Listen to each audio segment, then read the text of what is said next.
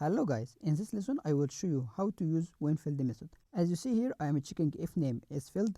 I will set the first character to capital, otherwise it will be null. So here in my browser, when I refresh, it will return null because name is empty, right? But when I try to insert any value here, refresh, and here is it set the first character to capital. But instead of that, we can use whenFilled method. So here, user equal to request and whenFilled method.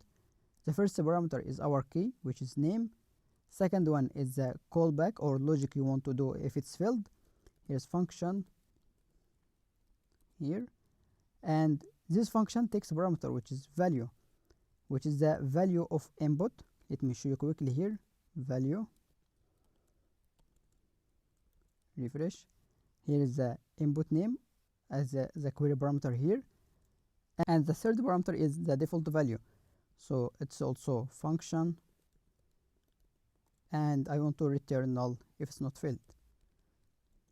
And here return UC first and the value of request, which we take from the parameter, right? Add semicolon here. Try again with user, the same result.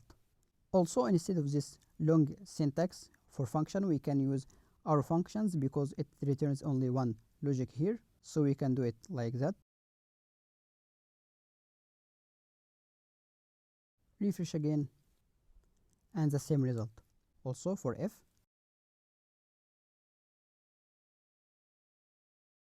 And here's the final result for both shorthands. Refresh for my functions, also refresh for if statement, the same result. Tell me in comments which syntax you prefer. Here is how to use whenFilled method. Support me by clicking on like, share and subscribe. See you in next videos.